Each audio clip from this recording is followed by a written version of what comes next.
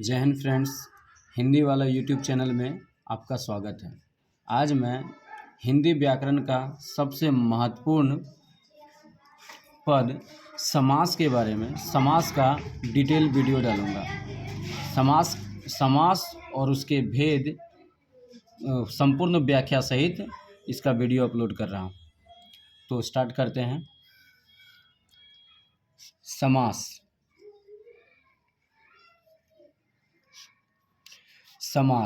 तो समास किसे कहते हैं, इस बारे में इसका पहले परिभाषा पर गौर करेंगे।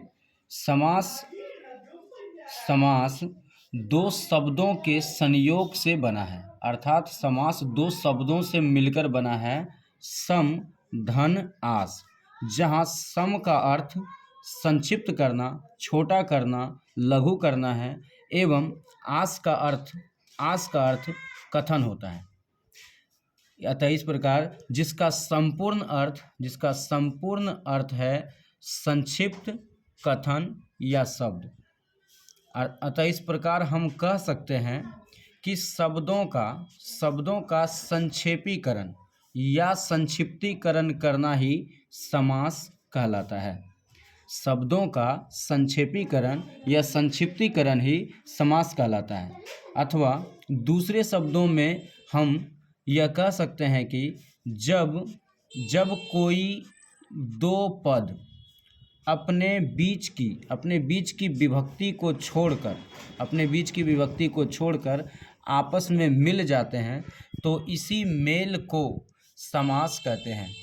तथा इस मेल से जो शब्द बनते हैं, इस मेल से बने शब्द या पद को समासिक शब्द अथवा समस्त पद कहा जाता है। जैसे रसोई घर। तो रसोई घर ये दो पदों से मिलकर बना है, जो संपूर्ण पद है इसे समस्त पद कहेंगे, जबकि इसका विग्रहित रूप हुआ रसोई के लिए घर। अर्थात एक से अनेक शब्दों को इसकी बीच की विभक्ति को छोड़ दिया गया और इसके प्रथम और अंतिम पद को ही रखा गया, जिसे हम समस्त पद या समास कह सकते हैं। फिर देशभक्ति एक तरह का समस्त पद है और इसका विग्रह देश के लिए भक्ति। फिर घुड़सवार, घोड़े पर सवार। दशानन, 10 हो आनन जिनके, अर्थात आनन अर्थात सिर, अर्थात 10 सिर वाले, अर्थात रावण। अब समझेंगे कि समास विग्रह किसे कहते हैं। तो समास विग्रह की परिभाषा है, समास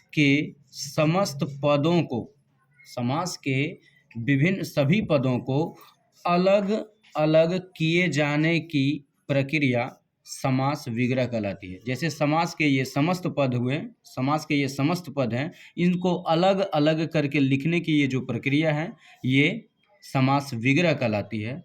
समास विग्रह इसे हम व्यास भी कह सकते हैं। व्यास अर्थात विस्तार। व्यास का शाब्दिक अर्थ होता है विस्तार। या इसे हम कह सकते हैं कि समास का विलोम। समास का अर्थ लघु करना हुआ और व्यास का अर्थ हुआ विस्तार करना। जैसे चौराहा। तो चौराहा यानी 4 राहों का समूह, तो ये इसका विग्रहित रूप है, अर्थात विस्तारित रूप है। करुणापूर्ण, करुणा से पूर्ण, करुणापूर्ण का विस्तारित रूप। करुणापूर्ण यानी ये समस्त पद और ये इसका विग्रहित रूप। फिर भयाकुल, भय से आकुल।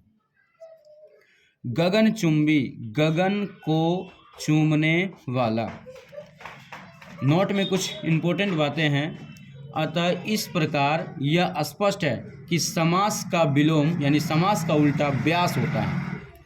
समास संश्लेषण है संक्षेप का, और व्यास विश्लेषण है अर्थात विस्तार का। व्यास मतलब विस्तार और समास मतलब संक्षेप। समास में प्रायः 2 पद होते हैं, जिन्हें हम पूर्व पद व उत्तर पद कहते हैं। तो पूर्व पद यानी समास के पहले वाला पद अर्थात प्रथम पद। उत्तर पद यानी अंतिम पद। इसी तरह और भी शब्द का प्रयोग किया जाता है, जिन्हें हम प्रधान खंड यानी कि समास का वह पद जो अधिक महत्व वाला है, उसे प्रधान खंड कहेंगे। और गौण खंड यानी समास का वह पद जो कम महत्व वाला है, उसे गौण खंड कहेंगे। साथियों, यह समास का पार्ट 1 है। इसके अगले 5 से 6 पार्ट और आने वाले हैं। आप धैर्य व ध्यान से सुना, इसके लिए आपका आभार।